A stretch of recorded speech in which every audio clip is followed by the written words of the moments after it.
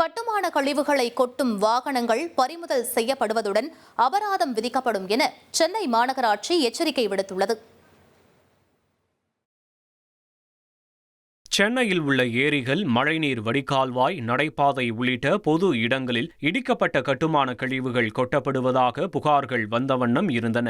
இதையடுத்து அங்கீகாரமின்றி கட்டுமான கழிவுகளை கொட்டுவதற்கு எதிராக நடவடிக்கைகளை மேற்கொள்ள அதிகாரிகளுக்கு மாநகராட்சி உத்தரவிட்டுள்ளது. பொது இடங்களில் கட்டுமான கழிவுகளை கொட்டினால் கழிவுகளின் டன் ஒன்றுக்கு 5000 ரூபாய் அபராதம் விதிக்கப்படும். கழிவுகளை கொண்டு வந்து கொட்டிய லாரிகள் பறிமுதல் செய்யப்படும். அனைத்து கட்டுமான நிறுவனங்கள், ஒப்பந்ததாரர்கள் கட்டுமான இடிப்பு பணிகளை மண்டல அலுவலகத்தில் தெரிவிக்க வேண்டும். அதனை உதவி ஆணையர்கள் கண்காணிக்கவும் அறிவுறுத்தப்பட்டுள்ளது.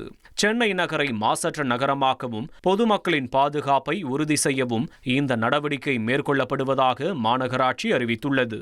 1,25,00,000 மனங்களை வென்ற தந்தி டிவி யூடியூப் சேனல். தவிர்க்க முடியாத தம்ப்நெயில்ஸ், கலக்கலான கான்டென்ட்ஸ். நீங்களும் இந்த குடும்பத்தில் இணைய இப்பவே சப்ஸ்கிரைப் பண்ணுங்க. அசுரபலம் கொண்ட எங்கள் டிஜிட்டல் கரங்களில் உங்கள் விளம்பரங்களை சேர்க்க வாட்ஸ்அப் பண்ணுங்க 8939888378.